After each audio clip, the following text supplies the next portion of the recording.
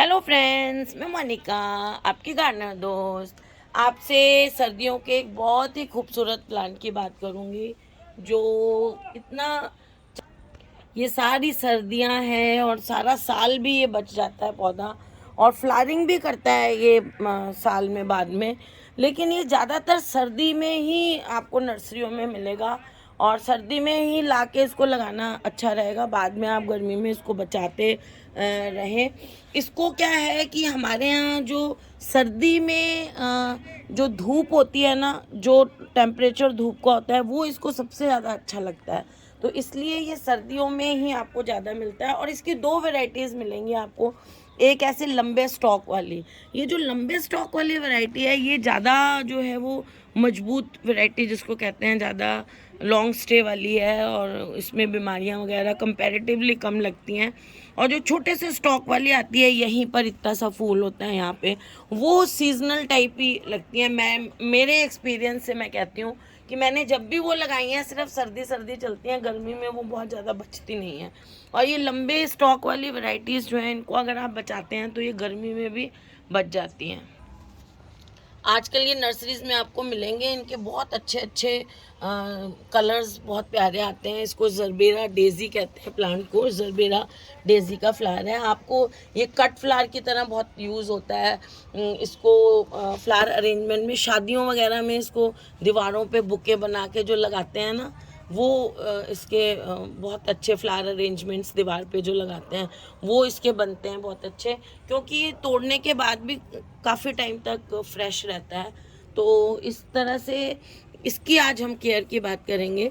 अभी आप लाते हैं तो जैसे ये बड़े गमले में, 10 इंच वाले गमले में अगर इसको आप लेके आते हैं, तो अभी जैसे मैं लेके आई हूँ, तो अब सर्दी का मौसम है, तो अभी मैं इसको रिपोर्ट नहीं करूँगी।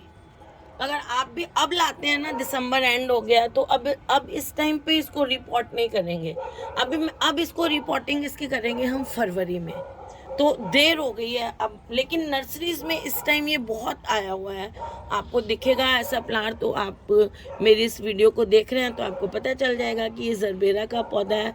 और इसको आप इतने बड़े में ऐसे लंबे स्टॉक वाला लें, और बड़े 10 इंच के गमले वाला अगर मिलता है, थोड़ा देखिए 10 इंच के गमले वाला महंगा मिलेगा, मेरे ख्याल 200 तक का ऐसे मिलेगा आपको, ये 200-250 तक का।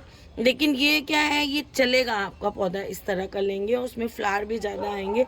और अभी जैसे इस गमले में लगा हुआ लेंगे तो इनमें इन्होंने खाद वगैरह भी डाली होती है, तो ये चल जाता है अगर आप खाद भी कम डालें। अब ये लाएंगे तो इसमें हम सूखी खाद नहीं डाल रही हूँ, अब मैं इसमें लिक्विड खाद डाल देती हूँ 7-8-10 दिन में एक बार।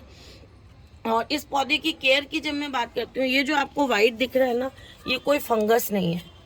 ये मैंने इसके पत्तों पर ट्राइकोडर्मा और बोवेरिया बासियाना का सॉल्यूशन पानी में मिला के वो छिड़का हुआ है। अगर आपको ये नहीं छिड़कना है तो आप इसके ऊपर कोई भी फंजीसाइड छिड़क सकते हैं, क्योंकि इस पौधे के मरने का मेन कारण जो है वो फंगस ही होता है। फंगस से मरता है जरबेरा का पौधा, जब भी मरता है वो फंगस। एक तो इसका कारण है, देखिए इसके बड़े बड़े पत्ते हैं, है ना। दूसरा, ये नीचे से ही निकलते हैं, देखिए यहाँ नीचे इसका एक, नीचे यहाँ पे एक इसका ऐसे स्टेम होता है और उससे पत्ते निकलते हैं ऐसे डिस्क जैसा, और उसे क्राउन कहते हैं, उसमें से इसके पत्ते निकलते हैं सारे। तो इसलिए जो नीचे नीचे ज़मीन पे टच होते रहते हैं ना पत्ते, उनको काटते रहा करें। जो पुराने पत्ते होते जाते हैं वो नीचे ज़मीन पे टच करते हैं, तो उसमें फंगस इन पत्तों में बहुत जल्दी लगता है। साइज़ पत्तों का बड़ा है, तो जब भी आप पानी दें तो पत्तों पे पानी नहीं डालें, पानी मिट्टी में ही डालें। और मिट्टी को मॉइस्ट रखना है, इसकी ज़्यादा सूखने भी नहीं देना है और ज़्यादा गीला नहीं देना है। इसमें पानी के, अगर आपने ज़्यादा पानी दे दिया तो फंगस बहुत जल्दी लगेगा, इसलिए पानी इसको आप थोड़ा सा हल्का सा ड्रायर साइड में जाता है तो इसमें पानी दें। अभी तो जैसे देखिए मैंने इसमें लगाया हुआ है, तो इसमें जो है इन्हीं की मिट्टी है, जो देखिए ये जो है इस मिट्टी में लगा हुआ है। तो अब मैं इसको अभी नहीं छेड़ रही हूँ, फरवरी में जब मैं इसको रिपोर्ट करूँगी तो वीडियो भी डाल दूँगी, लेकिन तब मैं इसकी मिट्टी बनाऊँगी। एक हिस्सा उसमें मिट्टी रखूँगी और उसमें 3/4 हिस्सा जो है वो रिवर सैंड का रखूँगी, और एक हिस्सा उसमें खाद का रखूँगी। खाद जो है वो मिट्टी को थोड़ा सा मॉइस्ट भी रखती है, एरिएटेड भी रखती है और वेल ड्रेन्ड भी रखती है। और फिर इसमें फंजीसाइड पाउडर एक आधा चम्मच छोटा चाय का वो डालूंगी इसमें मैं। और मैं ट्राइकोडर्मा डालती हूँ, आप फंजीसाइड पाउडर भी डाल सकते हैं। ट्राइकोडर्मा जो है वो बायो फंजीसाइड है, वो आपको आजकल हर एग्रीकल्चर शॉप पे मिल जाएगा, ट्राइकोडर्मा नाम से आप मांगे। और वो डालूंगी इसमें, क्योंकि इसमें फंगस बहुत जल्दी लगा रहता है। और देखिए अभी जो है वो ये पौधे जब लगे हुए हैं तो देखिए इसकी पत्तियां आपको ऐसे ज़मीन में से निकलती हुई दिख रही हैं, ये देखिए।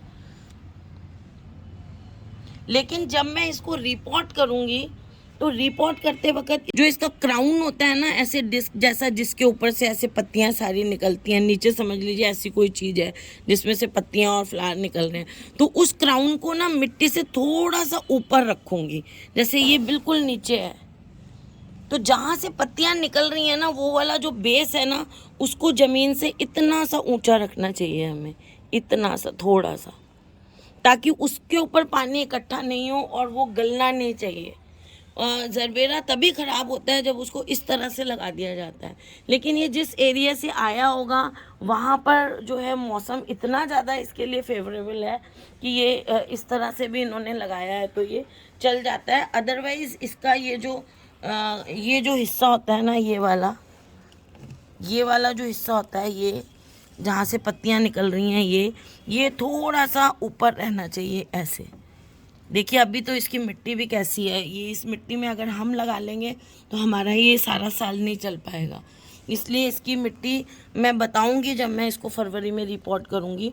पानी ये देखिए, ये जगह है ना, ये जगह थोड़ी सी मिट्टी जो है इसकी, मिट्टी इसकी इस लेवल पे होनी चाहिए थी, थोड़ी सी नीचे, यहाँ जहाँ मेरी उंगली है यहाँ तक मिट्टी होनी चाहिए, बस ये यहाँ तक है, थोड़ा ऊंची है ज़्यादा, है ना। तो मैं रिपोर्ट करूँगी तो आपको बताऊँगी। इसका क्या होता है, इसकी मिट्टी जो है ना ऐसी होनी चाहिए जो बहुत ज़्यादा सूखे भी नहीं, हल्का सा मॉइस्चर को होल्ड करके रखे।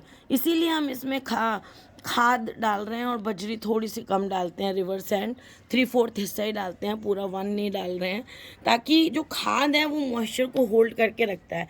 जितना पौधे को चाहिए ना उतना उसको पता है, खाद को उतना मॉइस्चर को वो होल्ड करता है।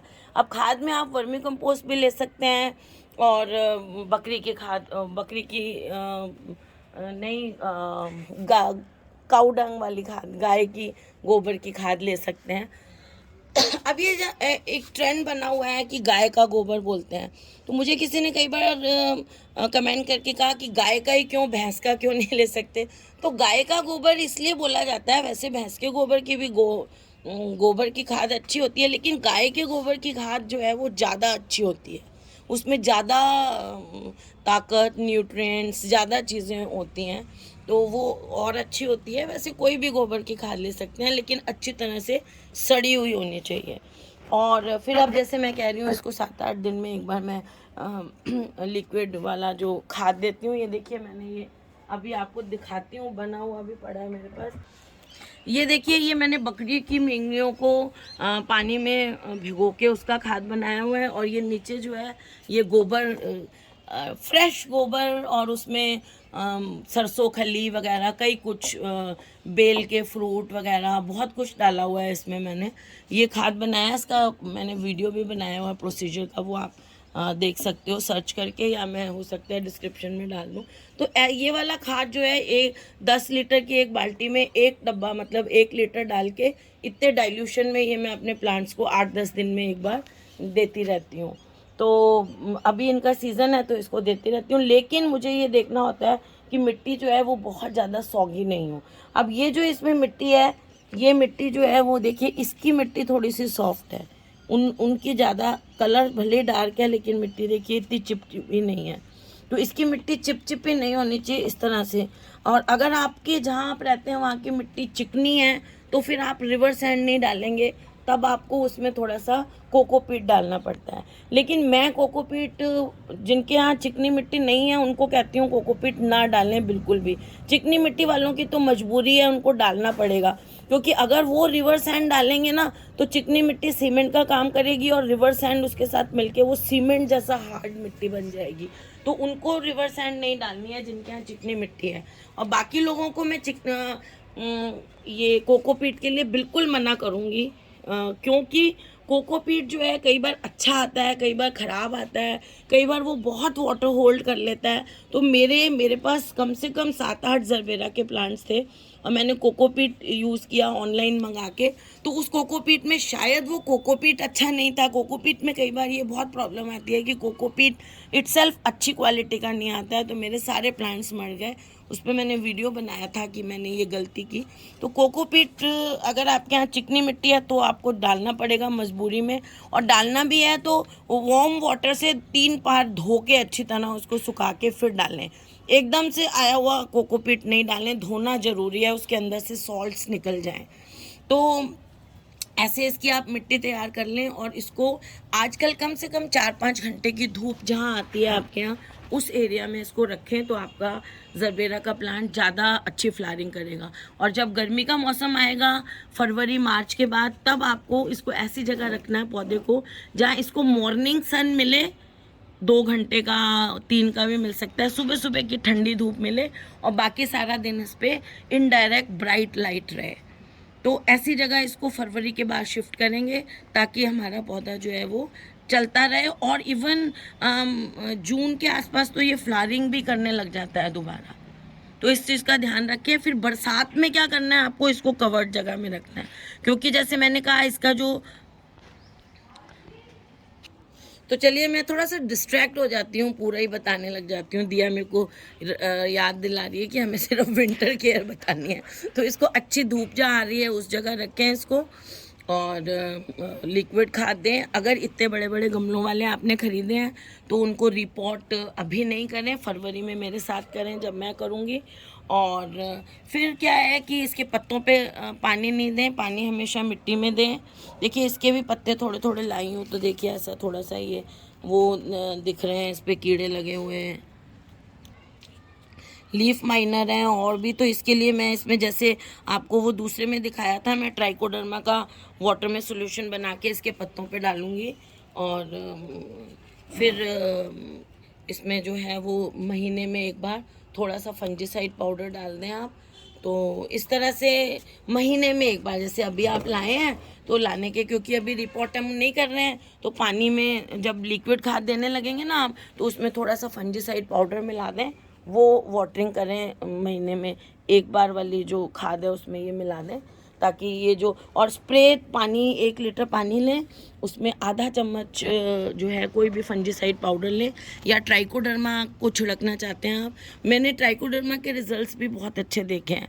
जो पौधा मैंने अभी आपको दिखाया उसके पौधों पे बहुत पत्तों पे फंगस हो गया था, तो ये ट्राइकोडर्मा जब मैंने छिड़का है ना, ये भी मुझे कोई हो गए हैं 20-25 दिन पहले मैंने ये ट्राइकोडर्मा इस पर स्प्रे किया था और वही पानी डाला था मिट्टी में, और देखिए पत्ते फिर से हेल्दी हो गए। और मैं इस ट्राइकोडर्मा को जान के नहीं हटा रही हूँ कि इसको लगा रहने दें जो है वाइट, ताकि इसमें और इन्फेक्शन हो ही नहीं। तो इसलिए इन पे भी मैं ऐसे स्प्रे कर दूँगी ट्राइकोडर्मा का, और बवेरिया बासियाना, ये 2 जो है बायो फंजीसाइड और बायो पेस्टिसाइड है, आधा चम्मच इनका 1 लीटर में मिला के स्प्रे कर दूँगी। तो ये जो पौधे आपको पत्ते देखिए थोड़े बहुत ये अनहेल्दी है ना, ये सब सही हो जाएंगे। और लीफ माइनर का तो एक बहुत अच्छा उपाय ये रहता है कि जिस पत्ते में लीफ माइनर है उस पत्ते को आप एक बार हटा दें। तो लीफ माइनर पे मैंने वीडियो भी पूरा बनाया हुआ है। तो फ्रेंड्स ये कुछ केयर टिप्स थी जरबेरा के लिए, जो कि बहुत खूबसूरत प्लांट है। और जब भी इसको जब फ्लावर्स पेंट हो जाता है ना, तो इस तरह से ना काटें। ये देखिए ये इस तरह से कट कर दिया हुआ है किसी ने, ये देखिए इसको यहाँ से नीचे से कट करना है, क्योंकि ये जो पार्ट बच जाता है ना, इस फालतू में खाना ले रहा है पौधे का, इसका कोई यूज़ नहीं है। तो यहाँ से ना हटाएं, इसको ऐसे हटाएं पूरा अच्छी तरह नीचे से। तो फ्रेंड्स बस अगर आपको ये वीडियो अच्छा लगा तो इसे लाइक करिएगा, शेयर करिएगा और मेरे चैनल को सब्सक्राइब करिएगा। Okay friends, bye.